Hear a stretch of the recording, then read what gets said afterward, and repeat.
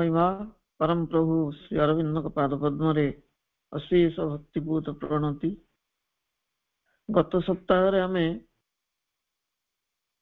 धारावाहिक आलोचना नकरी मांकर महाप्रयाण उद्देश्य प्रसंगटे पाद पद्म अर्पण करथिले जोग निद्रा जोगेश्वरी। आज पुनश्च पूर्व प्रसंग को फेरी आसचे ऑनलाइन माध्यम रे जोग देइछि हमर समस्त भाई भौणी मान को स्वागत कुनी अरस्टक अनेक आशीर्वाद। जो मैंने भाग नहीं दुर्गा स्तोत्र ध्यान प्रार्थना मातृ संगीत गान रे समस्त को धन्यवाद। आम पूर्व प्रसंग रे पढ़ी संपूर्ण भाव आमको हृदबोध करिया कुहाउछि प्रत्येक घटना घटी थाए निर्दिष्ट भाव आमको आवश्यक शिक्षा दवा जो गुड़ी को आम कर्मर फल भाव भावी व्यस्त हो दुष्कर्मर फल बोलिकी जंत्रणा आमको दे थाए ये भावना आसे से आमको बुझिया आवश्यक be absolutely convinced that everything that happens in order to give us precisely the lesson we needed, and if we are sincere in the sadhana, the lesson should be accepted with joy and gratitude. संपूर्ण भाव में उद्बोध कर जे प्रत्येक घटना घटी थाए निर्दिष्ट भाव आमको आवश्यक शिक्षा दवाई जदि वास्तव आम आम साधन निष्ठापर होता आनंद और कृतज्ञतार सहित से शिक्षा टी को ग्रहण करनवा उचित। तापरे प्रभु कहउचंदी मनुष्यर मनस्तत्व को विश्लेषण करिथिबा प्रभु श्री अरविंद कहउचंदी मनुष्यर मनस्तत्व होउची शोक एवं पाप प्रति तार था एक अदृश्य आकर्षण। बाहर शोक को परिहार करुची भितरे मनस्तात्विक स्तर रे तार गोटे आकर्षण थाए शोक प्रति पाप आचरण प्रति थाए। आम बाहर को पुण्यात्मा भली आचरण कले भितर कोटी रही जाई थाए पाप प्रति गोटे आकर्षण। श्री अरविंद ताकू जानिचंती से कहउचंती मनुष्य मनस्तत्व होची शोक एवं पाप प्रति तार था एक अदृश्य आकर्षण जहाँ जना पड़ न थाए जहाँ प्रति से आदौ सचेतन न थाए। मनुष्यर यही मनस्तत्व को श्री अरविंद अति सुंदर भाव स्पष्ट करिसेंती दुईटी उदाहरण माध्यम एवं लघु प्रयास मध्य व्यक्त करिसेंती। श्री अरविंद कहउचंती men are still in love with grief when they see one who is too high. One is too high for grief or joy. They curse him and they cry, "Oh, thou insensible!" Therefore Christ hangs on the cross in Jerusalem. मनुष्य अद्यावधि शोक को भल पाए। से जेतेबेले देखे जने शोक बा आनंदर बहु ऊर्ध्वरे अछि शोक द्वारा विचलित होनी कि आनंद पुलकित होनी ताटू ऊर्ध्वरे से पसंद करे ना से अभिसंपात दिए अभिशाप दे कहे आहे तुम्हें केड़े संवेदनहीन। संवेदना प्रकाश करिया निहाय दरकार। सेतिपई एबे भी आम संवेदना ग्रहण करिया पई यीशु ख्रीष्ट जेरुजालेम रे क्रूसबिद्ध होइकि रहिछन। यही सुजोग आम पाइबा संवेदना जनइबा से मनस्तात्विक घटना। ये उल्लेख माध्यम श्री अरविंद एक गूढ़ मनस्तात्विक तत्व प्रकाश करिसेंती। आमे अनाबिल आनंद अनुभव करने को एपरिकी ताकू स्वीकार करने को करिवार मानसिकता तथा चेतना ठारू बहु दूर रे अछि। जोटा अनाबिल आनंद से आनंद पाइबा जो चेतना दरकार से चेतना ठू आम अनेक दूर अच्छे। से भली अनाबिल आनंद को आम मानसिकता स्वीकार करि पारे नाही। ଆମେ ଦୁଃଖର ପଟ୍ଟଭୂମିରେ ହିଁ ଆନନ୍ଦ ଅନୁଭବ କରିବାକୁ ସମର୍ଥ। ଆନନ୍ଦ ଉପଲବ୍ଧି କରିବାକୁ ହେଲେ ଦୁଃଖଟା ଜାଣିବା ଦରକାର। ଦୁଃଖର ପଟ୍ଟଭୂମିରୁ ତ ଆମେ ଆହରଣ କରୁ।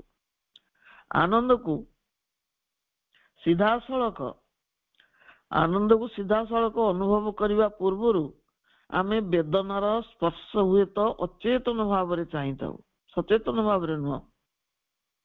ମାନବ ମନସ୍ତତ୍ୱର ସର୍ବଶ୍ରେଷ୍ଠ ଗବେଷକ ହେଉଛନ୍ତି ଶ୍ରୀ ଅରବିନ୍ଦ। କାରଣ ମାନବ ଅଭ୍ୟନ୍ତରସ୍ଥ ଅବଚେତନ ମଧ୍ୟକୁ ସେ ହିଁ ଏକମାତ୍ର ପ୍ରବେଶ କରିଥିଲେ। ଅବଚେତନାରେ କଣ ସବୁ ରହିଛି ଯାହା ମଣିଷକୁ ଜ୍ଞାତ ନୁହେଁ, ଅନ୍ୟ କାହାକୁ ବି ଜ୍ଞାତ ନୁହେଁ, ଏବଂ ଅନ୍ୟ କୌଣସି ଅବତାରୀ ପୁରୁଷ ମଧ୍ୟ ତା ମଧ୍ୟକୁ ଯାଇନାହାନ୍ତି କାରଣ ଅନୁସନ୍ଧାନ କରିବାକୁ। କେବଳ ଶ୍ରୀ ଅରବିନ୍ଦ ଅବଚେତନା ମଧ୍ୟର ଅଭ୍ୟନ୍ତରକୁ ପ୍ରବେଶ କରିଥିଲେ ଏବଂ ଉଦାହରଣ ସ୍ୱରୂପ ପ୍ରତ୍ୟେକ ଦିନ ସେ କଣ କହୁଛନ୍ତି ନା ଆମେ ଅବଚେତନା ସ୍ତରରୁ ଯାହା ସେ ଆବିଷ୍କାର କଲେ, ସେ କହୁଛନ୍ତି ପ୍ରତ୍ୟେକ ବ୍ୟକ୍ତି ବେଦନା ମଧ୍ୟରେ ଆନନ୍ଦକୁ ଖୋଜେ। ବେଦନାର ଅନୁଭୂତି ନଥିଲେ ସେ ଆନନ୍ଦକୁ ଉପଲବ୍ଧି କରେ ନାହିଁ। ତେଣୁ ଆନନ୍ଦ ପାଇବାକୁ ଗଲେ ବେଦନାକୁ ଗ୍ରହଣ କରିବାକୁ ପଡିବ। ତାର ଗୋଟେ ଉଦାହରଣ ଦିଆହଉଛି, ପ୍ରତ୍ୟେକ ଦିନ ପ୍ରାଚୀ ନଭରେ ସିନ୍ଦୁରା ଫାଟେ, ବାଳସୂର୍ଯ୍ୟ ଉଙ୍କି ମାରନ୍ତି, ମନ୍ଦ ମନ୍ଦ ମରୁତ ପ୍ରବାହିତ ହେଉଥାଏ, ପକ୍ଷୀମାନଙ୍କର ମଧୁର କାକଳିରେ ଚତୁର୍ଦିଗ ମୁଖରିତ ହେଉଥାଏ। ଆମେ ତାହା ଦେଖି ମଧ୍ୟ ନ ଦେଖିଲା ପରି ଉଦାସୀନ ରହିଥାଉ, ତାହା ଆମକୁ ଆକର୍ଷିତ କରେ ନାହିଁ। କିନ୍ତୁ କିଛି ଦିନ ଧରି ଯଦି ପ୍ରବଳ ଝଡ଼ ବର୍ଷା ଲାଗି ରହେ, କଳା ବାଦଲ ତଳେ ସୂର୍ଯ୍ୟ ଦିନ ଦିନ ଧରି ଆବୃତ ହୋଇ ରହନ୍ତି, ଏହା ଉତ୍ତାରୁ ଯଦି ଦିନକର ପ୍ରଭାତରେ ଆକାଶ ମେଘମୁକ୍ତ ହେଇଯାଏ ଏବଂ ବିମଳ ସୂର୍ଯ୍ୟୋଦୟ ଆମ ଦୃଷ୍ଟି ଆକର୍ଷଣ କରେ, ସେଇ ସୂର୍ଯ୍ୟୋଦୟ ଆମକୁ ସବୁଠୁ ବେଶୀ ଆକର୍ଷଣୀୟ ବୋଧ ହୁଏ। କାହିଁକି ନା ଅନେକ ଦିନ ଧରି ଆମେ ଅନ୍ଧକାର ଭିତରେ ଥିଲୁ। ବୌଦ୍ଧ ଆଚ୍ଛାଦିତ କରି ରଖିଥିଲା ଆକାଶକୁ, ତେଣୁ ସେ ବୌଦ୍ଧର ଆଚ୍ଛାଦନ ପରେ ହିଁ ସୂର୍ଯ୍ୟାଲୋକ ଆମକୁ ଭଲ ଲାଗେ। ସେଭଳି ଦୁଃଖର ଘୋର ଅନ୍ଧାର ପରେ ହିଁ ସୁଖର ଆଲୋକ ଆମେ ଉପଲବ୍ଧି କରୁ। ଶୋକ ଓ ବେଦନା ପ୍ରତି ମନୁଷ୍ୟର ମନସ୍ତାତ୍ତ୍ୱିକ ଆକର୍ଷଣ ରହିଛି। ଜଣେ ପ୍ରିୟ ପରିଜନର ଦୁଃଖରେ ଆମେ ସହାନୁଭୂତିଶୀଳ ହେଇ ଉଠୁ, ସେଟା କରୁ ଆଗ। ସେ ପୀଡ଼ା ଆମକୁ ଆହତ କରେ, ମାତ୍ର ତାର ସୁଖ ସମୃଦ୍ଧିରେ ଆମେ ସମ ପରିମାଣରେ ସମ୍ବେଦନଶୀଳ ବା ସହନଶୀଳ ହେଇ ନଥାଉ। ତାକୁ ଦୁଃଖରେ ଦେଖିଲେ ଆମେ ସମ୍ବେଦନା ଜଣାଉ, ଭିତରେ ଆଘାତ ଅନୁଭବ କରୁ, କିନ୍ତୁ ଯେ ସୁଖରେ ଅଛି ଆମେ ଦେଖୁ, ସେ ଆଘାତ ଆମର ଆହୁରି ବଢିଯାଏ। ଆମେ ତାକୁ ସୁଖରେ ସମ୍ବେଦନା ଜଣାଉନା, ସୁଖରେ ଶୁଭେଚ୍ଛା ପ୍ରଦାନ କରୁନା, ଯଦିବା କରୁ ଉପର ମନରେ କରୁ, ଭିତରେ କିନ୍ତୁ ସ୍ୱଭାବ ଆସେ, ଆମେ ତା ପ୍ରତି ସହନଶୀଳ ହେଇନଥାଉ। ଦୁଃଖରେ ଦୁଃଖୀ ହେଇପାରୁ, ମାତ୍ର ଆନନ୍ଦରେ ଆନନ୍ଦିତ ହେଇପାରୁନା। ସେଇଭଳି ଯୀଶୁଖ୍ରୀଷ୍ଟ ଅଦ୍ୟାବଧି କ୍ରୁଶବିଦ୍ଧ ହୋଇ ରହିଛନ୍ତି, କାରଣ ତାଙ୍କୁ ସେହି ଯାତନାଗ୍ରସ୍ତ ଅବସ୍ଥାରେ ଦେଖିଲା ପରେ ବ୍ୟକ୍ତି ତାଙ୍କୁ ଭଗବାନ ବୋଲି ସ୍ୱୀକାର କରେ ଏବଂ ତାଙ୍କ ପ୍ରତି ଆକର୍ଷିତ ହୁଏ। ସେ ଜୀବିତ ଥିଲାବେଳେ ଉପଦେଶ ଦେଲାବେଳେ କେହି ଗ୍ରହଣ କରୁନଥିଲେ। କ୍ରୁଶବିଦ୍ଧ ହେଲା ପରେ ବେଦନାଗ୍ରସ୍ତ ଅବସ୍ଥାରେ ତାଙ୍କୁ ଦେଖିଲେ ଭଗବାନ ବୋଲି ସେ ବିଶ୍ୱାସ କରେ, ବ୍ୟକ୍ତି ସ୍ୱୀକାର କରେ ଏବଂ ତାଙ୍କ ପ୍ରତି ଆକର୍ଷିତ ହୁଏ। ପ୍ରତ୍ୟେକ ଯୁଗରେ ଯେତେ ଭଗବତ ସତ୍ତା ଅବତାର ରୂପେ ଆସିଛନ୍ତି, ସମସ୍ତଙ୍କୁ ଏହି ଅବସ୍ଥା ଦେଇ ଗତି କରିବାକୁ ହେଇଛି। ଶ୍ରୀରାମଙ୍କୁ ବନବାସ କରିବାକୁ ପଡିଛି, ଶ୍ରୀକୃଷ୍ଣଙ୍କୁ ବନ୍ଦିଶାଳରେ ଜନ୍ମ ହୋଇ ଗୋପରେ ଆତ୍ମଗୋପନ କରିବାକୁ ପଡିଛି, ଗୌତମ ବୁଦ୍ଧ, ପୟଗମ୍ବର ମହମ୍ମଦ, ଯୀଶୁଖ୍ରୀଷ୍ଟ କେହି ବାଦ ପଡିନାହାନ୍ତି। ସର୍ବଶେଷ ଅବତାର ପ୍ରଭୁ ଶ୍ରୀ ଅରବିନ୍ଦଙ୍କ ସମଗ୍ର ମାନବୀୟ ଲୀଳା ଏଇଭଳି ଘଟଣା ବହୁଳ। ଆବାଲ୍ୟରୁ ପିତୃମାତୃ ସ୍ନେହରୁ ବଞ୍ଚିତ, ଇଂଲଣ୍ଡରେ ବହୁ କଷ୍ଟକର ଛାତ୍ର ଜୀବନ, ରାଜନୈତିକ ଜୀବନରେ ଆଲିପୁର କାରାକକ୍ଷରେ ଅବସ୍ଥାନ, ପଣ୍ଡିଚେରୀକୁ ପଳାୟନ, ସେଠାରେ ମଧ୍ୟ ଯୋଗାରୂଢ ଅବସ୍ଥାରେ ଅନେକ ଯୌଗିକ ସଂଘର୍ଷର ସମ୍ମୁଖୀନ ହେବାକୁ ପଡିଛି ତାକୁ। ପରିଶେଷରେ ଅତିମାନ ଶକ୍ତିର ଅବତରଣ ପାଇଁ ଆପଣାର ବଳିଦାନ ସେ ଦେଇଛନ୍ତି। ବୋଧହୁଏ ଭଗବାନ ଯନ୍ତ୍ରଣା ଭୋଗ ନ କଲେ ହୁଏତ ଭଗବାନ ପଦବାଚ୍ୟ ହେଇପାରିବେ ନାହିଁ। ତାଙ୍କୁ ଭଗବାନ ବୋଲି କେହି ସ୍ୱୀକାର କରିବେନି ସେମାନେ ଯଦି ଯନ୍ତ୍ରଣା ଭୋଗ ନ କରନ୍ତି। ମନୁଷ୍ୟମାନେ ତାଙ୍କୁ ଯନ୍ତ୍ରଣାଗ୍ରସ୍ତ ଅବସ୍ଥାରେ ଦେଖିଲେ ହିଁ ତାଙ୍କ ପ୍ରତି ଆକର୍ଷିତ ହୁଅନ୍ତି। ଆମ ଅଜ୍ଞାନତା ଯୋଗୁ ପ୍ରଭୁ କେତେ କଷ୍ଟ ଭୋଗୁଛନ୍ତି, ଏହି ସହାନୁଭୂତି ଆମକୁ ଯେତେ ବିଚଳିତ କରେ, ତାଙ୍କ ପ୍ରବର୍ତ୍ତିତ ମହାନ ଆଦର୍ଶ ସେତିକି ମାତ୍ରାରେ ଅନୁପ୍ରାଣିତ କରିପାରେ ନାହିଁ। ଆମେ ଶ୍ରୀରାମଙ୍କର ବନବାସରେ ଦୁଃଖ କରୁ, ମା ଜାନକୀଙ୍କର ନିର୍ବାସନରେ ଦୁଃଖ କରୁ, ଅନ୍ୟାନ୍ୟ ସବୁ ଅବତାର ଭଗବାନ ଶ୍ରୀକୃଷ୍ଣ ଶରାଘାତ ହେଲେ ଆମେ ଦୁଃଖ କରୁ। କିନ୍ତୁ ଯେଉଁ ଆଦର୍ଶ ସେ ପ୍ରତିଷ୍ଠା କରି ଯାଆନ୍ତି ସେ ଆଦର୍ଶ ପ୍ରତି ଆମେ ଦୃଷ୍ଟିପାତ କରୁନା, ସେ ଆଦର୍ଶକୁ ଗ୍ରହଣ କରିପାରୁନା। ଯେଉଁ ଆଦର୍ଶ ପ୍ରତିଷ୍ଠା ପାଇଁ ଅବତାରୀ ପୁରୁଷ ମାନେ ଏତେ କଷ୍ଟ ଭୋଗ କଲେ, ମାର୍ଗଦର୍ଶନ କରେଇଲେ ଆମକୁ, ଆମେ ତାକୁ ଗ୍ରହଣ ନ କରି କେବଳ ସିଏ କଷ୍ଟ ପାଇଛନ୍ତି ବୋଲି ସହାନୁଭୂତି ପ୍ରଦର୍ଶନ କରି ତାଙ୍କୁ ଭକ୍ତି କରୁ। କୃଷ୍ଣ ବୃନ୍ଦାବନରେ ରହିନାହାନ୍ତି। ବୃନ୍ଦାବନକୁ ପୃଥିବୀର ପ୍ରତୀକ ରୂପେ ଗ୍ରହଣ କରାଯାଇପାରେ। ସମସ୍ତ ଧର୍ମ ତଥା ନୈତିକ ନିୟମର ଊର୍ଦ୍ଧ୍ୱ ସତ୍ୟ ହଉଛନ୍ତି ଶ୍ରୀକୃଷ୍ଣ। ସେ ଧର୍ମ ଓ ନୈତିକତାକୁ ଭାଙ୍ଗିଛନ୍ତି ମହାଭାରତ ଯୁଦ୍ଧରେ। ସମସ୍ତ ଧର୍ମ ତଥା ନୈତିକ ନିୟମର ଊର୍ଦ୍ଧ୍ୱତର ସତ୍ୟ ହଉଛନ୍ତି ଶ୍ରୀକୃଷ୍ଣ। ଶ୍ରୀକୃଷ୍ଣଙ୍କୁ ସହ୍ୟ କଲା ଭଳି ଭାଗବତ ପ୍ରଗତି ମନୁଷ୍ୟ ପକ୍ଷରେ ସମ୍ଭବପର ହିଁ ନାହିଁ। ତାଙ୍କୁ ମଣିଷ ତାଙ୍କର ଚେତନାକୁ ସହିପାରିବ ନାହିଁ, ସେ ସାମର୍ଥ୍ୟ ପ୍ରାପ୍ତ କରିନି। ସେଇଥିପାଇଁ ସେ ତାଙ୍କର ଅଧିମାନସ ଶକ୍ତି ସହ ବୃନ୍ଦାବନ ଭଳି ଏ ମର୍ତ୍ତ୍ୟଧାମକୁ ପରିତ୍ୟାଗ କରି ଚାଲି ଯାଇଛନ୍ତି। ଯିଏ ପାପ ପୁଣ୍ୟ ମୂଲ୍ୟବୋଧର ଊର୍ଦ୍ଧ୍ୱରେ, ତାର ଆଚରଣ ବିଚିତ୍ର ଲାଗିପାରେ। ପାପ ପୁଣ୍ୟ ମୂଲ୍ୟବୋଧ ଆମେ ମଣିଷ ମାନେ କରୁ, ପାପ ପୁଣ୍ୟର ସୀମାରେଖା ଟାଣୁ। କିନ୍ତୁ ମହାନ ପୁରୁଷ ମାନେ, ମହାନ ବ୍ୟକ୍ତି ମାନେ, ଅବତାରୀ ପୁରୁଷ ମାନେ ପାପ ପୁଣ୍ୟର ମୂଲ୍ୟବୋଧର ବହୁ ଊର୍ଦ୍ଧ୍ୱରେ ଥାନ୍ତି। ସେମାନଙ୍କ ଆଚରଣ ଆମକୁ ବିଚିତ୍ର ଲାଗିପାରେ। ସାଧାରଣ ମଣିଷଟିଏ ତାର ଆଚରଣରେ ନୀତିନିଷ୍ଠ ହେଲେ ମଧ୍ୟ ତା ଚେତନା ଅତି ସାଧାରଣ ବା ମାମୁଲି ହୋଇଥାଇପାରେ। ବାହାରକୁ ଆମେ ଦେଖୁ ନୀତିନିଷ୍ଠ ମଣିଷ ଅତି ଶୁଦ୍ଧ ଆଚରଣ କରୁଛି, କିନ୍ତୁ ଆଭ୍ୟନ୍ତରୀଣ ସ୍ଥିତି ଆମେ ଦେଖିନଥାଉ। ତା ଚେତନା ଅତି ସାଧାରଣ ବା ମାମୁଲି ହେଇପାରିଥାଏ। କିନ୍ତୁ ଜଣେ ମୁକ୍ତ ଆତ୍ମା ଜ୍ଞାନୀ ପୁରୁଷ ଆଚରଣରେ ନୀତିଭଙ୍ଗ କଲେ, ନୀତିଭଙ୍ଗ ସେ କରିପାରନ୍ତି, କିନ୍ତୁ ଚେତନାରେ ସେ ନିର୍ଲିପ୍ତ ରହନ୍ତି, ଦୋଷମୁକ୍ତ ରହନ୍ତି। ନୀତିଭଙ୍ଗ କଲେ ମଧ୍ୟ ଚେତନାରେ ସେ ନିର୍ଲିପ୍ତ ହେଇପାରନ୍ତି, ମୁକ୍ତ ରହିପାରନ୍ତି। ତଥାକଥିତ ନୀତିଭଙ୍ଗ ବା ଧାର୍ମିକ ଉଲ୍ଲଂଘନର ପରିଣତି ତାଙ୍କୁ ଭୋଗିବାକୁ ପଡେ ନାହିଁ। ଆମେ ଦେଖୁ ଆମର ତଥାକଥିତ ନୀତି ନିୟମ ଭାଙ୍ଗୁଛନ୍ତି, ଧର୍ମକୁ ଉଲ୍ଲଂଘନ କରୁଛନ୍ତି, ସେ ନିଶ୍ଚୟ କିଛି ମୃତ୍ୟୁ ପରେ ତାର ଦଣ୍ଡ ପାଇବେ, କର୍ମର ଫଳ ଭୋଗ କରିବେ, କିନ୍ତୁ ତାହା ଘଟେ ନାହିଁ। କାରଣ ସେମାନେ ବାହାରେ ଉଲ୍ଲଂଘନ କଲେ ମଧ୍ୟ ଭିତରେ ନୀତିନିଷ୍ଠ ଥାନ୍ତି। ପ୍ରଭୁଙ୍କ ପ୍ରଦତ୍ତ ବାଣୀ ଦୁଇଟି ଉପସ୍ଥାପନ କରିବାର ଉଦ୍ଦେଶ୍ୟ ହେଉଛି ଶୋକ ସନ୍ତାପ ତଥା କୁକର୍ମ ପ୍ରତି ମନୁଷ୍ୟ ଭିତରେ ଥିବା ଗୋପନ ଆକର୍ଷଣ ଯୋଗୁଁ ସେ ତା ପ୍ରତିଫଳ ଭୋଗିଥାଏ। ବାହାରେ କରୁ କି ନ କରୁ, ଜଣେ ବାହାରେ ଚୋରି କରି ହଁ ଦଣ୍ଡ ପାଉଛି, ଏଇଟା ହଉଛି ମାନସିକ, ଧରା ପଡିଲେ ଜେଲରେ ରହୁଛି, ଏଟା ମଣିଷ ଦଉଛି ଦଣ୍ଡ। କିନ୍ତୁ ମାନସିକ ସ୍ତରରେ ଲୋଭଗ୍ରସ୍ତ ହେଇ ଯୋଉ ମାନସିକ ଚୌର୍ଯ୍ୟ ବୃତ୍ତି ଅବଲମ୍ବନ କରେ, ତାକୁ ସେ ଧରା ପଡେ ନା କି ଜେଲ ଖଟେ ନା, କିନ୍ତୁ ସେଟା ବହୁଗୁଣିତ ହୁଏ ଉପର ଅଦାଲତରେ। ସେ ମନେ ମନେ ଲୋଭାସକ୍ତ ହୋଇ ଅନ୍ୟର ଦ୍ରବ୍ୟକୁ ଦୃଷ୍ଟି ପକେଇଛି ବା ମାନସିକ ସ୍ତରରେ ଚୋରି କରିଛି, ସେ ଚୋରର ଦଣ୍ଡ ସେ ଉପର ଅଦାଲତରେ ଭୋଗ କରିଥାଏ।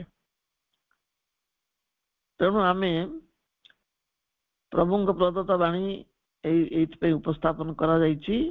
ଶୋକ ସନ୍ତାପ ତଥା କୁକର୍ମ ପ୍ରତି ମନୁଷ୍ୟ ଭିତରେ ଥିବା ଗୋପନ ଆକର୍ଷଣ ଯୋଗୁଁ ସେ ତାର ପ୍ରତିଫଳ ଭୋଗିଥାଏ ଏବଂ କର୍ମର ଦୋଷ ଦେଇଥାଏ। ତାର ତ ଆକର୍ଷଣ ସେଇ ଦିଗରେ ଅଛି, ସେଥିପାଇଁ ସେ ଭୋଗ କରୁଛି, କିନ୍ତୁ ଆଡେ କର୍ମର ଦୋଷ ଦଉଛି। ସେହିପରି ବାହ୍ୟ ଭାବରେ ଧାର୍ମିକ ବୋଲଉଥିବା ବ୍ୟକ୍ତି କଦାପି ତାର ସୁଫଳ ପ୍ରାପ୍ତ କରିନଥାନ୍ତି। ବାହ୍ୟ ଭାବରେ ଯୋଉମାନେ ଧାର୍ମିକ ଭାବରେ ନିଜକୁ ଉପସ୍ଥାପନ କରିଛନ୍ତି, ଧର୍ମର ନୀତି ମାନୁଛନ୍ତି, ପ୍ରକୃତରେ ସେମାନେ ସୁଫଳ ପ୍ରାପ୍ତ କରିନଥାନ୍ତି। ତାଙ୍କ ଆଭ୍ୟନ୍ତରୀଣ ଅବସ୍ଥା ଅନୁସାରେ ହିଁ ଫଳ ଭୋଗ କରିଥାନ୍ତି। ବାହାରେ ଧାର୍ମିକ ଆଚରଣ କଲେ ମଧ୍ୟ ଭିତରଟା ଶୁଦ୍ଧ ନଥାଏ, ତେଣୁ ଅଭ୍ୟନ୍ତର ଯୋଉ ଅବସ୍ଥାରେ ଥାଏ ସିଏ ହିଁ ତାଙ୍କ ପାଇଁ ସେ ଫଳ ନେଇ ଆସିଥାଏ। ଏହି କ୍ଷେତ୍ରରେ କେବଳ ଦିବ୍ୟ କୃପାର ହସ୍ତକ୍ଷେପ ହିଁ ରକ୍ଷା କରିପାରେ। ଏଇଭଳି ଯୋଉ ଯନ୍ତ୍ରଣା ବ୍ୟକ୍ତି ଭୋଗୁଛି ତାର କୁକର୍ମ ଯୋଗୁ, ସେଟା ବାହ୍ୟତ ହଉ କି ଭିତରେ ଥିବା ତାର କୁପ୍ରବୃତ୍ତି ଯୋଗୁ ହଉ, ଏ ଫଳରୁ କେହି ତାକୁ ରକ୍ଷା କରିପାରିବେନି କେବଳ ଦିବ୍ୟ କୃପା ବିନା। ଏହି କ୍ଷେତ୍ରରେ କେବଳ ଦିବ୍ୟ କୃପାର ହସ୍ତକ୍ଷେପ ହିଁ ରକ୍ଷା କରିପାରେ। ଏକ ସୁପର ଗ୍ରେସ୍ ସେଟା ହବା ଦରକାର। ସୁପର ଗ୍ରେସ୍ ବା ସର୍ବୋତ୍ତମ କରୁଣା। ସେ ସର୍ବୋତ୍ତମ କରୁଣା ସମ୍ପର୍କରେ ମା କହୁଛନ୍ତି, each element, let us say each individual element is in its place according to whether the grace acts on the individual or on the collectivity। ତ ତାତ୍ପର୍ଯ୍ୟ ହେଉଛି ପ୍ରତ୍ୟେକ ଉପାଦାନ, ହୁଏତ ଆମେ କହିପାରିବା ବ୍ୟକ୍ତିଗତ ଉପାଦାନ ତାର ଯଥାସ୍ଥାନରେ ଥାଏ ଯଦି କୃପା ବ୍ୟକ୍ତିଗତ ଭାବରେ ବା ସାମୂହିକ ଭାବରେ କ୍ରିୟା କରିଥାଏ। ଏ ଜଗତରେ ପ୍ରତ୍ୟେକ ଉପାଦାନ ହଉ ବା ପ୍ରତ୍ୟେକ ବ୍ୟକ୍ତିଗତ ଉପାଦାନ ହଉ, ପ୍ରତ୍ୟେକ ବ୍ୟକ୍ତି ହୁଅନ୍ତୁ, ସେ ଯଥାସ୍ଥାନରେ ରହିପାରିବେ ଯଦି ଭଗବତ କୃପା ତାଙ୍କୁ ସାହାଯ୍ୟ କରୁଥାଏ। ସେଟା ବ୍ୟକ୍ତିଗତ ଭାବରେ ସାହାଯ୍ୟ କରିପାରେ ବା ସାମୂହିକ ଭାବରେ ମଧ୍ୟ ସେ କୃପା ସାହାଯ୍ୟ କରେ। When the grace acts on the collectivity, each thing, each element, each principle is put in its place as the result of a karmic logic in the universal movement. When the grace acts on the collectivity, each thing, each element, each principle is put in its place as the result of a karmic logic in the universal movement। ବିଶ୍ୱର ନିତ୍ୟ ନୈମିତିକ ଗତିବୃତ୍ତିରେ କର୍ମର ଯୁକ୍ତି ସିଦ୍ଧାନ୍ତ ଅନୁସାରେ ପ୍ରତ୍ୟେକ ବସ୍ତୁ, ପ୍ରତ୍ୟେକ ଉପାଦାନ ତଥା ନୀତି ନିୟମ ଗୁଡିକ ଯଥା ସ୍ଥାନରେ ସୁରକ୍ଷିତ ଥାନ୍ତି। ଏଭଳି ହୁଏ ଯେତେବେଳେ ଦିବ୍ୟ କୃପା ସାମୂହିକ ଭାବରେ କ୍ରିୟା କରେ, ସାମୂହିକତା ଉପରେ କ୍ରିୟା କରେ, ସମୂହ ଉପରେ। ବିଶ୍ୱ ଗୋଟେ ସାମୂହିକ ଅବସ୍ଥା, ତେଣୁ ବିଶ୍ୱ ଉପରେ ବା ସମୂହ ଉପରେ ଯେତେବେଳେ ଦିବ୍ୟ କୃପା କାମ କରେ, ସେତେବେଳେ କଣ ହୁଏ ନା, ସେ କର୍ମର ସିଦ୍ଧାନ୍ତ ଏଇଭଳି ହୁଏ, ପ୍ରତ୍ୟେକ ବସ୍ତୁ, ପ୍ରତ୍ୟେକ ଉପାଦାନ ଆଉ ନୀତି ନିୟମ ଗୁଡିକ ଠିକ ଥାନ୍ତି, ଯଥାସ୍ଥାନରେ ସୁରକ୍ଷିତ ଥାନ୍ତି, କିଛି ବ୍ୟତିକ୍ରମ ହୁଏ ନା। This is what gives us the impression of disorder and confusion as we see it। କିନ୍ତୁ ତା ଦେହରେ କଣ ହୁଏ, ସେଗୁଡିକ ସବୁ ଯଥାସ୍ଥାନରେ ଥିଲେ ମଧ୍ୟ କୋଉଠି କୋଉଠି ତ୍ରୁଟି ଥାଏ, ଏବଂ ସେ ଦିବ୍ୟ କୃପା ଆମକୁ ସେଇ ସୁଯୋଗଟି ଦିଏ। This is what gives us the impression of disorder and confusion as we see it। ଆମେ ତା ଭିତରେ ଦେଖିପାରୁ କୋଉଠି ଟିକେ ତ୍ରୁଟି ବିଚ୍ୟୁତି ରହିଛି। ଦିବ୍ୟ କୃପା ଆମକୁ ସୁଯୋଗ ଦେଇଥାଏ ସେଥିରେ କିଛି ବିଶୃଙ୍ଖଳା ବା ଗୋଳମାଳିଆ ସ୍ଥିତି ଅଛି କି ନାହିଁ ଦେଖିବା ପାଇଁ। ସବୁ ଠିକ ଅଛି ନା ତା ଭିତରେ କିଛି ତ୍ରୁଟି ଅଛି, ଦିବ୍ୟ କୃପା ଯୋଗୁ ଆମେ ତାହା ଦେଖିପାରୁ। When the grace acts on the individual, it gives to each the maximum position according to what he is and he has realized। ଯେତେବେଳେ କୃପା ବ୍ୟକ୍ତିଗତ ସ୍ତରରେ ବ୍ୟକ୍ତି ବିଶେଷ ଉପରେ କାର୍ଯ୍ୟ କରେ, ସେତେବେଳେ ପ୍ରତ୍ୟେକଙ୍କୁ ସର୍ବୋତ୍ତମ ସ୍ଥିତି ପ୍ରଦାନ କରିଥାଏ। ସେଇ କଥା ଅନୁଭବ କରିବା ପାଇଁ ସେ ପ୍ରକୃତରେ ନିଜେ କଣ ଏବଂ ସେ କଣ ସବୁ ଉପଲବ୍ଧି କରିଛି। ଦିବ୍ୟ କୃପା ଯେତେବେଳେ ବ୍ୟକ୍ତି ବିଶେଷ ଉପରେ କାମ କରେ ସେତେବେଳେ ସେ ତା ନିଜକୁ ଚିହ୍ନେଇ ଦିଏ ସେ କିଏ, ସେ ପ୍ରକୃତରେ କଣ ଏବଂ କଣ ସବୁ କାମ କରୁଛି, ତା ଦେହରେ ତ୍ରୁଟି ବିଚ୍ୟୁତି କେତେ ଅଛି ଆଉ ଠିକ କାମ କେତେ ଅଛି, ଏଇଟା ସେ ଜାଣିପାରେ। ଆତ୍ମସମୀକ୍ଷା କରିବାରେ ସାହାଯ୍ୟ କରେ ଦିବ୍ୟ କୃପା ବ୍ୟକ୍ତି ବିଶେଷ ଉପରେ କ୍ରିୟାଶୀଳ ହେଲେ। And then there is a super grace as it were which works in a few exceptional cases which places you not according to what you are but according to what you are to become, which means that the universal cosmic position is ahead of the individual's progress. ଲମ୍ବା ବାକ୍ୟଟିଏ ମା କହିଛନ୍ତି, ମୁଁ ତା ତାତ୍ପର୍ଯ୍ୟ କହିଦଉଛି। ଏହାପରେ ଏକ ସର୍ବୋତ୍ତମ କୃପା ରହିଛି। ଏ ସବୁ ଅଛି ବ୍ୟକ୍ତିଗତ କୃପା, ସାମୂହିକ କୃପା। ସର୍ବୋତ୍ତମ କୃପା ହଉଛି ସର୍ବୋଚ୍ଚ। ଏକ ସର୍ବୋତ୍ତମ କୃପା ରହିଛି ଯାହା କିଛି ବ୍ୟତିକ୍ରମ କ୍ଷେତ୍ରରେ କାର୍ଯ୍ୟ କରେ। ଆମେ ବୁଝିପାରିବାନି, ଆମକୁ ବ୍ୟତିକ୍ରମ ଲାଗିବ। ଯାହା ତୁମକୁ ପହଞ୍ଚେଇ ଦିଏ ସେଇ ସ୍ତରରେ, ସେ କୃପା ତୁମକୁ ଉଠେଇ ନିଏ ସେଇ ସ୍ତରକୁ ଯାହା ତୁମେ ହୋଇଛ ତା ନୁହଁ, ବରଂ ତୁମକୁ ଯାହା ହେବାର ଅଛି, ତମେ ଯାହା ହବା ଉଚିତ ସେଇ ସ୍ତରକୁ ସେ ଉଠେଇ ନିଏ ତୁମକୁ। ତମେ ଜାଣିପାର ନା, ତୁମେ ଯାହା ହେଇଛ ସେଇ ସ୍ଥିତିରେ ସେ ରଖେ ନାହିଁ। ସେଇଟା ହଉଛି ସର୍ବୋତ୍ତମ କୃପା। ବ୍ୟକ୍ତିକୁ ଉର୍ଦ୍ଧ୍ୱ ସ୍ତରକୁ ଉଠେଇ ନିଏ ଯୋଉଠି ସେ ପହଞ୍ଚିବା କଥା, ଯାହାର ଅର୍ଥ ହଉଛି ସାମଗ୍ରିକ ବିଶ୍ୱଗତ ପ୍ରଗତି ବ୍ୟକ୍ତିଗତ ପ୍ରଗତି ଠାରୁ ବହୁ ଉର୍ଦ୍ଧ୍ୱରେ ରହିଛି।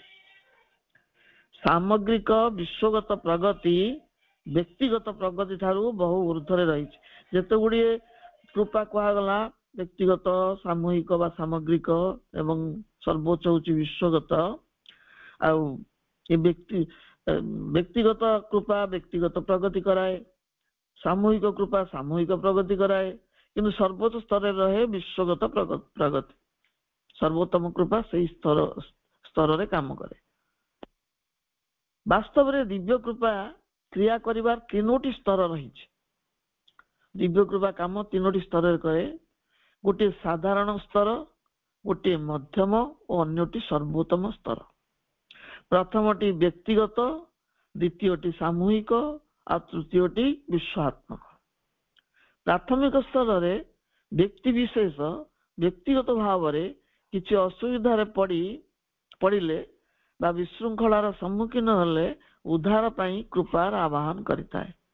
ଯୋଉଟା ପ୍ରାଥମିକ ବା ବ୍ୟକ୍ତିଗତ କୃପା, ବ୍ୟକ୍ତି ଯେତେବେଳେ କୌଣସି ବ୍ୟକ୍ତି କିଛି ଅସୁବିଧାରେ ପଡ଼ିଯାଏ, ବିପଦରେ ପଡ଼ିଯାଏ, ବିଶୃଙ୍ଖଳାର ସମ୍ମୁଖୀନ ହୁଏ, ସେ ଉଦ୍ଧାର ପାଇଁ କୃପାକୁ ପ୍ରାର୍ଥନା କରେ, ଆବାହନ କରେ। କୃପା ଆସେ, ତାକୁ ରକ୍ଷା ମଧ୍ୟ କରେ। ଏହା ସାଧାରଣ କୃପା ହେଇଥାଏ। ଏଥିରେ ବ୍ୟକ୍ତି ବିଶେଷ ବିପଦରୁ ଉଦ୍ଧାର ପାଇପାରନ୍ତି କିନ୍ତୁ ଚେତନା ସ୍ତରରେ ଅଗ୍ରଗତି କରିପାରନ୍ତି ନାହିଁ, ସେଇ ପୂର୍ବ ସ୍ଥିତିରେ ରହିଯାଆନ୍ତି। ଏଟା ସାଧାରଣ କୃପା। ଆମ ସାଧାରଣ ଜୀବନରେ ଆମେ ସମସ୍ତେ ଏଇ କୃପାକୁ ଚାହିଁଥାଉ। ବିପଦ ଆପଦରେ ପଡ଼ିଲେ ଆମେ ମାଙ୍କୁ ଡାକୁ, ସେ ଆମକୁ ଉଦ୍ଧାର କରିଦିଅନ୍ତୁ, ତାପରେ ଆମେ ଯୋଉଠି ଅଛୁ ସେଇଠି ଥାଉ। ତାକୁ ସାଧାରଣ କୃପା ବୋଲି କୁହାଯାଏ। କୌଣସି ଗୋଷ୍ଠୀ ବା ଦଳ କୌଣସି ବିପର୍ଯ୍ୟୟର ସମ୍ମୁଖୀନ ହେଲେ ଦିବ୍ୟ କୃପାର ହସ୍ତକ୍ଷେପ ପାଇଁ ପ୍ରାର୍ଥନା କରିଥାନ୍ତି। ଏହା ଆସିଥାଏ ପ୍ରତ୍ୟେକ ବ୍ୟକ୍ତିକୁ ତାଙ୍କ ନିଜ ତ୍ରୁଟି ବିଚ୍ୟୁତି କିମ୍ବା ଭୁଲ ଗତିବୃତ୍ତି ସମ୍ପର୍କରେ ସୂଚିତ କରିବା ପାଇଁ। ଯୋଉଟା ସାଂଗଠନିକ କାର୍ଯ୍ୟ ହଉଛି, ସାମୂହିକ କାର୍ଯ୍ୟ, ଯଦି ସେଠି କିଛି ବିପଦ ଦେଖାଗଲା ବା ସେଟା ଅଗ୍ରଗତି କଲା ନାହିଁ ଏବଂ ସେଥିପାଇଁ ମାଙ୍କୁ ପ୍ରାର୍ଥନା କରାଗଲା, ସେତେବେଳେ ସେ କୃପା ଆସେ କଣ କରିବା ପାଇଁ ନା ପ୍ରତ୍ୟେକ ବ୍ୟକ୍ତିକୁ ସୂଚେଇ ଦିଏ ତାର ତ୍ରୁଟି କଣ ଅଛି, କାହାର କେଉଁ ଭୁଲ ପାଇଁ ସଂଗଠନ ବା ସାଂଗଠନିକ କାର୍ଯ୍ୟ, ସାମୂହିକ କାର୍ଯ୍ୟ ଅଗ୍ରଗତି କରିପାରୁ ନାହିଁ, ଆଗକୁ ଯାଇପାରୁ ନାହିଁ। ସେ କୃପା ଆସିନଥାଏ ଆଗକୁ ନେଇଯିବାକୁ, ସେ କୃପା ଆସିଥାଏ ପ୍ରତ୍ୟେକ ବ୍ୟକ୍ତିଙ୍କୁ ଚିହ୍ନେଇ ଦେବା ପାଇଁ ତା ସ୍ୱରୂପ। ତା ଭିତରେ କିଏ ଗୋଡ ଟାଣିବା ଲୋକ ଅଛନ୍ତି, ଏ ଆସିଥାଏ ପ୍ରତ୍ୟେକ ବ୍ୟକ୍ତିକୁ ତାଙ୍କ ନିଜର ତ୍ରୁଟି ବିଚ୍ୟୁତି କିମ୍ବା ଭୁଲ ଗତିବୃତ୍ତି ସମ୍ପର୍କରେ ସୂଚିତ କରିବା ପାଇଁ, ସୂଚେଇ ଦେବା ପାଇଁ। ଏହା ଆଦୌ ତୃପ୍ତିକର ହେଇନଥାଏ। ଜଣଙ୍କର ସ୍ୱରୂପ ଧରା ପଡିଗଲେ ସେ କେବେ ଖୁସି ହୁଏ ନା, କାରଣ ଏହା କିଛି କଷ୍ଟର ଅନୁଭବ ଆଣିଥାଏ। ସେ ବ୍ୟକ୍ତି କଷ୍ଟ ପାଏ। ସୁପ୍ରିମ ଗ୍ରେସ୍ କାର୍ଯ୍ୟ କରେ, ସୁପ୍ରିମ ଗ୍ରେସ୍ ସର୍ବୋତ୍ତମ କୃପା। ସୁପ୍ରିମ ଗ୍ରେସ୍ କାର୍ଯ୍ୟ କରେ ଯେତେବେଳେ ଯୁଗ ସନ୍ଧିକ୍ଷଣ ଦେଖାଦିଏ ଏବଂ ଯୁଗାବତାର ମାନଙ୍କର ଆଗମନ ହୋଇଥାଏ। ଏହା ସୃଷ୍ଟିର ଏକ ସଙ୍କଟ କାଳ। ସୃଷ୍ଟି ଯେତେବେଳେ ବିକଟ ସଙ୍କଟର ସମ୍ମୁଖୀନ ହୁଏ, ବିବର୍ତ୍ତନଗତ ସଙ୍କଟ, ସେତିକି ବେଳେ ସୁପ୍ରିମ ଗ୍ରେସ୍ କାମ କରେ। ଏହା ଜଗତର ଭାଗ୍ୟ ନିୟନ୍ତ୍ରଣରେ ହସ୍ତକ୍ଷେପ କରିଥାଏ, କିନ୍ତୁ ଏହା ଅତ୍ୟନ୍ତ କଷ୍ଟଦାୟକ ହେଇଥାଏ, କାରଣ ସେ ସମୟଟା ହଉଛି କଷ୍ଟଦାୟକ ସମୟ। ବ୍ୟକ୍ତିଗତ ହେଉ ବା ସାମୂହିକ କିମ୍ବା ବିଶ୍ୱଗତ, କୃପାର କାମ ହେଲା ସେଥିରେ ଥିବା ତ୍ରୁଟି ବିଚ୍ୟୁତିକୁ ନିର୍ମମ ଭାବରେ ଦର୍ଶାଇଦେବା। ଆମେ ଭାବୁ କୃପା ଆସିଲା ଆମ ଜୀବନକୁ ସହଜ ସାବଲୀଳ କରି ଆମକୁ ସୁଖ ଆନନ୍ଦ ଦବ, କିନ୍ତୁ ପ୍ରକୃତରେ ଶ୍ରୀ ଅରବିନ୍ଦ ତାହାର ଅର୍ଥ କହୁଛନ୍ତି, ବ୍ୟକ୍ତିଗତ ହେଉ ବା ସାମୂହିକ ଭାବରେ ହେଉ ବା ବିଶ୍ୱଗତ ଭାବରେ ହେଉ, କୃପାର କାମ ହଉଛି ବ୍ୟକ୍ତି ସ୍ତରରେ, ସାମୂହିକ ସ୍ତରରେ ବା ବିଶ୍ୱ ସ୍ତରରେ କୋଉଠି ତ୍ରୁଟି ବିଚ୍ୟୁତି ଅଛି ତାକୁ ସେ ନିର୍ମମ ଭାବରେ ଦେଖେଇ ଦିଏ। ବ୍ୟକ୍ତି ବିଶେଷ ନିଜର ଭୁଲ ପ୍ରତି ସଚେତନ ନ ହୋଇ ତା କର୍ମର ବିଧାନ ବା କର୍ମଫଳ ଜନିତ ଦଣ୍ଡ ଭାବରେ ଗ୍ରହଣ କରି ନିଏ। ବ୍ୟକ୍ତି କିନ୍ତୁ ସେତିବେଳେ ସଚେତନ ହୁଏ ନା, ସେ କାହିଁକି ଦଣ୍ଡ ପାଉଛି, କୋଉ ଭୁଲ ଯୋଗୁ ତାର କଣ ତ୍ରୁଟି ରହିଛି ତାକୁ ନ ବୁଝି ପୂର୍ବ ଜନ୍ମରେ କଣ ଭୁଲ କାମ କରିଥିଲା ତାରି ଫଳ ଭୋଗୁଛି ବୋଲି ଚୁପଚାପ ରହିଯାଏ। ଏହା ଏକ ତ୍ରୁଟିପୂର୍ଣ୍ଣ ବିବେଚନା। ମନୁଷ୍ୟ ମାନଙ୍କର ଏକ ସହଜାତ ପ୍ରବୃତ୍ତି ରହିଛି ଯେ ସେମାନେ ନିଜେ କଣ କରୁଛନ୍ତି ସେ ବିଷୟରେ ସଚେତନ ନ ହୋଇ ଅନ୍ୟମାନଙ୍କ କର୍ମାକର୍ମର ବିଚାର କହିଥାନ୍ତି। ଏ ପ୍ରତ୍ୟେକ ମନୁଷ୍ୟର ଗୋଟେ ସହଜାତ ପ୍ରବୃତ୍ତି। ସେ ନିଜେ କଣ କରୁଛି ତାକୁ ଦେଖେ ନା, ଅନ୍ୟମାନେ କଣ କରୁଛନ୍ତି ତା ପ୍ରତି ସଚେତନ ଦୃଷ୍ଟି ରଖିଥାଏ ଏବଂ ତାର ବିଚାର କହି ପଡେ। ସେଇ ସମ୍ପର୍କରେ ମା ଆମର ଭ୍ରମ ଦୂର କରିବା ପାଇଁ କହୁଛନ୍ତି, according to the law of man the guilty ought to be punished। ସେମାନେ ଯେତେବେଳେ ଦେଖନ୍ତି ଯିଏ ଭୁଲ କରୁଛି ତାକୁ ଦଣ୍ଡ ଦିଆଯାଉ ଦାବି କରନ୍ତି, ମା ସେଥିପାଇଁ କହୁଛନ୍ତି according to the law of man the guilty ought to be punished। ମାନବ ବିଧାନ ଅନୁସାରେ ଦୋଷୀ ଦଣ୍ଡିତ ହେବା ଉଚିତ। ପୁନଶ୍ଚ ମା କହୁଛନ୍ତି, but there is a law more imperative than the human law। there is a law, ଆଉ ଗୋଟେ ନିୟମ ଅଛି, ମଣିଷ କଣ ନିୟମ କରୁଛି ନା କଣ କେବଳ, but there is a law more imperative than the human law। ମାତ୍ର ମାନବ କଳ୍ପିତ ବିଧାନ ବା ନିୟମ ଠାରୁ ଅନ୍ୟ ଏକ ବିଧାନ ଅଛି ଯାହା ଅନିବାର୍ଯ୍ୟ, ସେ ବିଧାନ ନିଶ୍ଚିତ କାର୍ଯ୍ୟକାରୀ ହବ। It is the divine law। It is the divine law of compassion and mercy। ଏହା ଏକ ଦିବ୍ୟ ବିଧାନ। ଏ ବିଧାନ ହେଉଛି କୃପା ଓ କରୁଣାର ଅକାଟ୍ୟ ବିଧାନ। ଆମେ ଯେତେବେଳେ ଭାବୁ ଦୋଷୀଟି ଦଣ୍ଡ ପାଇବା ଉଚିତ ଆମ ବିଧାନ ଅନୁସାରେ, କିନ୍ତୁ ଦିବ୍ୟ ବିଧାନର କ୍ଷମା ଦେଇପାରେ, ଦଣ୍ଡମୁକ୍ତ କରିଦେଇପାରେ। ଏ ଦିବ୍ୟ କୃପାର ବିଶେଷ ଗୁଣ, ଦିବ୍ୟ ବିଧାନ, ସେ କୃପା ଓ କରୁଣା ପ୍ରକାଶ କରିପାରେ। ଆମେ ତାକୁ ବୁଝିପାରିବାନି। It is because of the law that the world is able to endure and progress towards truth and love। ଏହି ଦିବ୍ୟ ବିଧାନ ଯୋଗୁ ଏ ଧରିତ୍ରୀ ସବୁ କିଛି ସହିବାକୁ ସମର୍ଥ ହୋଇଛି ଏବଂ ସତ୍ୟ ଓ ପ୍ରେମ ଆଡକୁ ଅଗ୍ରଗତି କରୁଛି। ତ୍ରୁଟି ବିଚିତ୍ର କ୍ଷମା ଯଦି ଉପରୁ ନ ମିଳୁଥାନ୍ତା ତାହେଲେ ବ୍ୟକ୍ତି ସେଇଠି ଅଟକି ଯାଇଥାନ୍ତା ବା ପୃଥିବୀ ସେଇଠି ଅଟକି ଯାଇଥାନ୍ତା। ତେଣୁ ସେଠି ଦିବ୍ୟ ବିଧାନ ଅଛି, କ୍ଷମାର ବିଧାନ, ଯାହା ଫଳରେ ଧରିତ୍ରୀ ସବୁ କିଛି ସହିବାକୁ ସମର୍ଥ ହେଇଛି ଏବଂ ସତ୍ୟ ଓ ପ୍ରେମ ଆଡକୁ ଅଗ୍ରଗତି କରୁଛି। ଆଶ୍ରମର ଅଭିପ୍ସୁ ଅନ୍ତେବାସୀ ମାଙ୍କୁ ଜିଜ୍ଞାସା କରୁଛନ୍ତି, Mother, does the divine punish injustice? Is it possible at all for him to punish anybody? ପ୍ରଶ୍ନଟି ଭଲ ଭାବରେ ବୁଝିବା। ଅନ୍ତେବାସୀ ଶିଷ୍ୟ ଜଣକ ମାଙ୍କୁ ପ୍ରଶ୍ନ କରୁଛନ୍ତି, does the divine punish injustice? Is it possible at all for him to punish anybody? ମା, ଭଗବାନ କଣ ଅନ୍ୟାୟର ଦଣ୍ଡ ବିଧାନ କରନ୍ତି? ପ୍ରତ୍ୟେକକୁ ଦଣ୍ଡ ଦେବା କଣ ତାଙ୍କ ପକ୍ଷରେ ସମ୍ଭବ? ଏ ପ୍ରଶ୍ନ କେବଳ ତାର ନୁହେଁ, ଏ ପ୍ରଶ୍ନ ଆମ ସମସ୍ତଙ୍କ ମନରେ ଉଙ୍କି ମାରେ। ଭଗବାନ ଦଣ୍ଡ ଦିଅନ୍ତି କି ନାହିଁ? ଯୋଉମାନେ ପାପ କରୁଛନ୍ତି ଆମେ ତାକୁ ଅଭିଶାପ ଦଉ, ଭଗବାନ ଦଣ୍ଡ ଦେବେ ବୋଲି ତୁ କ୍ଷମା ପାଇବୁନୁ। ଆଉ ସତରେ ଭଗବାନ ଦଣ୍ଡ ଦିଅନ୍ତି କି? ଏ ପ୍ରଶ୍ନ ଆମ ସମସ୍ତଙ୍କ ରହିବା ଉଚିତ।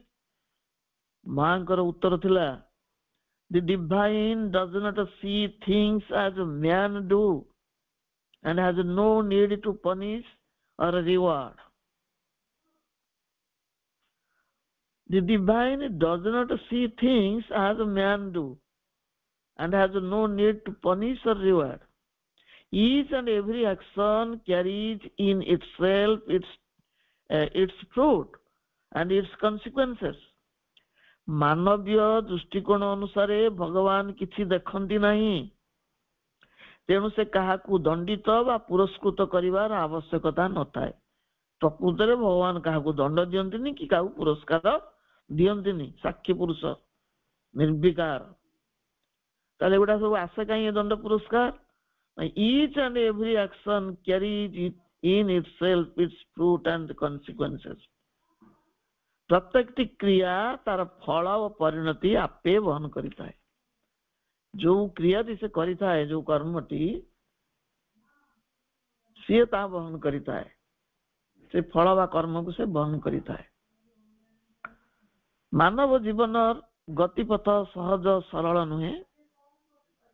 ଏକ ବକ୍ର କୁଟିଳ ପଥରେ ଅନେକ ବିପଦ ଆପଦର ସମ୍ମୁଖୀନ ହେବାକୁ ପଡିଥାଏ, ଯାହାକୁ ଆମେ କୃତକର୍ମର ଫଳ ଭାବରେ ମାନି ନେଇଥାଉ।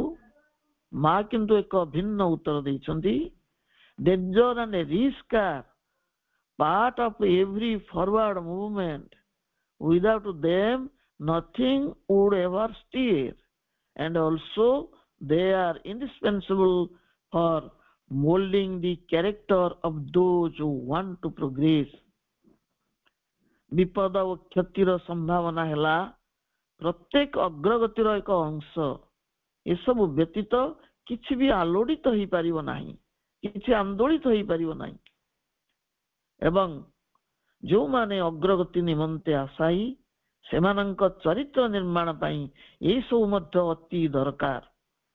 ତେଣୁ ସବୁବେଳେ ଏଗୁଡ଼ିକ କର୍ମର ଫଳ ଭାବରେ ମାନି ନେଇ କର୍ମକୁ ନିନ୍ଦା କରିବାର କୌଣସି ଆବଶ୍ୟକତା ନାହିଁ। ତାର ରହସ୍ୟ ଗୋଟିଏ ଗୋଟିଏ ମା ଆଉ ଶ୍ରୀ ଅରବିନ୍ଦ ଖୋଲିଛନ୍ତି।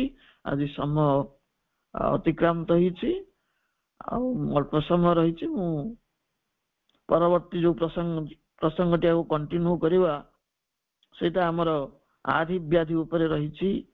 କାହିଁକି ବ୍ୟାଧି ବିକାର ସବୁ ଆସୁଛି, ଯାହାକୁ ଆମେ କର୍ମଫଳ ବୋଲି ଅନେକ ସମୟରେ ଭାବିଥାଉ। ଜଣେ କୁଷ୍ଠ ରୋଗୀକୁ ଦେଖିଲେ ବା ଜୀବନ ରୋଗୀକୁ ଦେଖିଲେ ଅନେକ ସମୟରେ କେତେକ ବ୍ୟକ୍ତି କହିଥାନ୍ତି, କଣ କି ସେ ପୂର୍ବ ଜନ୍ମର କର୍ମଫଳ ଭୋଗୁଛି, ସେ ତା ମାଆକୁ ଗୋଇଠା ମାରିଥିଲା ତ ତା ଗୋଡରେ କୁଷ୍ଠ ହେଇଯାଇଛି। ଏଭଳି ଆମେ ସବୁ ଦଣ୍ଡମୁଣ୍ଡର କର୍ତ୍ତା ହେଇଯାଇଥାଉ। ତେଣୁ ପ୍ରକୃତରେ ତାର ରହସ୍ୟ କଣ ଅଛି, ଯାହାକୁ ମା ଶ୍ରୀ ଅରବିନ୍ଦ ଆବିଷ୍କାର କରିଛନ୍ତି, ପରବର୍ତ୍ତୀ ପର୍ଯ୍ୟାୟରେ ଆମେ ତାର ଉତ୍ତର ପାଇବା ବା କାରଣ ଖୋଜି ପାଇବା। ସମସ୍ତଙ୍କୁ ଧନ୍ୟବାଦ। ବନ୍ଦେ ମାତରମ୍।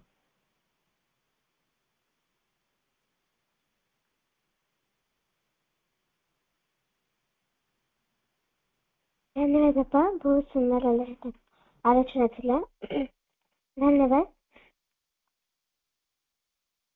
ପ୍ରକୃତରେ ଆମକୁ ଆମେ କେବେ ଭାବିବା ଉଚିତ ନୁହେଁ ଯେ ମା ଆମକୁ ସଦାବେଳେ ଦଣ୍ଡ ଦେଉଛନ୍ତି। ମା ସେଟା ଆମକୁ ଦଣ୍ଡ ଦିଅନ୍ତି ନାହିଁ, ସେଟା ଆମ ପାଇଁ ଜୀବନର ଗୋଟିଏ ଲେସନ ହେଇଥାଏ। ସେଇଟା ଆମକୁ ଆମର ଜୀବନର ଶିକ୍ଷା ଦେଇଥାଏ। ସେଇଟା ଆମକୁ ମାନେ କଣ ଆଗକୁ କରିବାର ଅଛି, ସ୍ପିରିଚୁଆଲ ୱେରେ କେମିତି ଆଗକୁ ବଢିବାର ଅଛି, ସେଇ ୱେରେ ସେ ଆମକୁ ଟିକେ ଏନଲାଇଟ୍ କରେ। ଆଉ ଆମେ ଖାଲିଟାରେ ଭାବୁ ଯେ ମା ଆମକୁ ପ୍ରୋବ୍ଲେମ ଦଉଛନ୍ତି, କେବେ ବି ଆମକୁ ହେଲ୍ପ କରୁନାହାନ୍ତି, ତାର କିଛି ଜମା ବି କଥା ମାନେ ଏଇ କର୍ମର ବିଧାନରେ ନାହିଁ।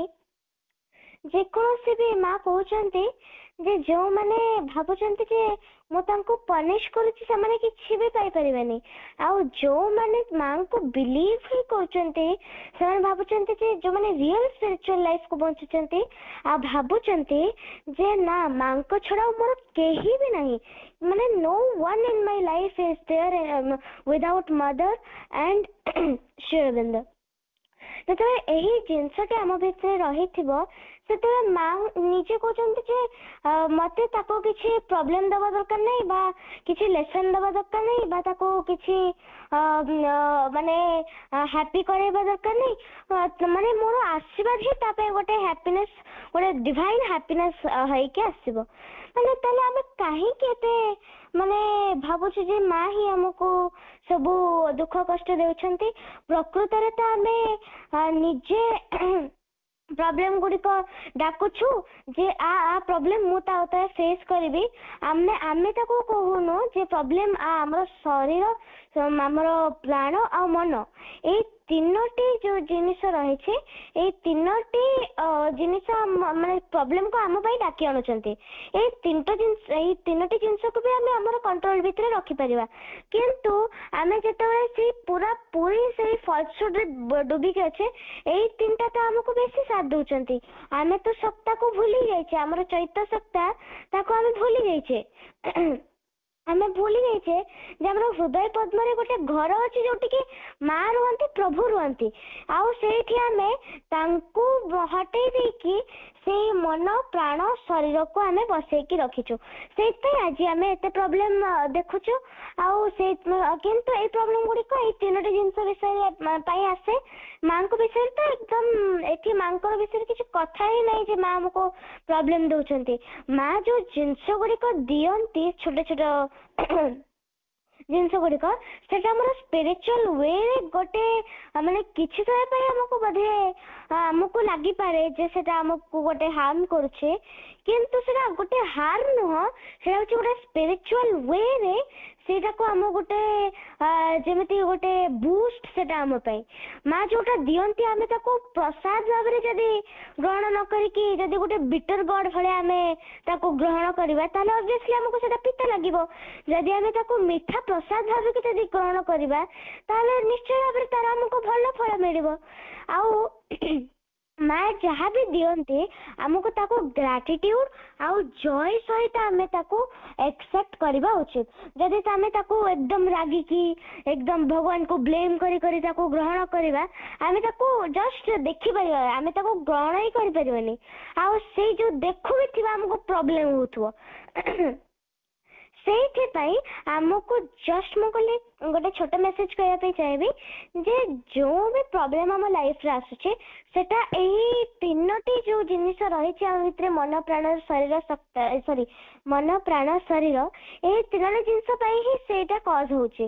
ନହେଲେ ସତ୍ୟ ତ ଆମର ହୃଦୟ ସ୍କନ୍ଧରେ ବସିଥିଲା, ସିଏ ଆମକୁ ସବୁବେଳେ ଗୋଟେ ଭଲ ୱେରେ ସେ ଆମକୁ ପରିଚାଳିତ କରୁଥିଲା। କିନ୍ତୁ ଏବେ ଆମେ ଏଭଳି ଏକ ଉଦ୍ଧତ ଚେତନା ଆଡକୁ ଅଗ୍ରଗତି କରୁଛୁ ଯେ ସେଇ ଚେତନା ଆଡକୁ ଆମେ ଏତେ ମାନେ ସ୍ପିରିଚୁଆଲ ୱେ କୁ ଆମେ ପୁରା ଭୁଲି ହିଁ ଯାଇଛୁ। ଆମେ ଖାଲି ଭାବୁଛୁ ଯେ ଏଇ ତିନୋଟି ଜିନିଷ ପାଇଗଲେ ମୁଁ ତ ସବୁ ପାଇଗଲି, ଆଉ ସେଥିରେ ମାନେ ଆମେ ତାକୁ ଜମା ବି ବିଲିଭ କରିବା ନାହିଁ। ଆମେ ଭାବିବା ଯେ ଚୈତ୍ୟ ସତ୍ତା ହଉଛନ୍ତି ମୋର ଭିତରର ଚାଳକ, ସିଏ ମତେ ସବୁବେଳେ ଗାଇଡ କରୁଛନ୍ତି, ସିଏ ମୋ ରାସ୍ତାରେ କେବେ ବି ଗୋଟେ ବି ପ୍ରୋବ୍ଲେମ ଆସିବା ପାଇଁ ଦେବେନି। ଏତିକି କହିବା ପାଇଁ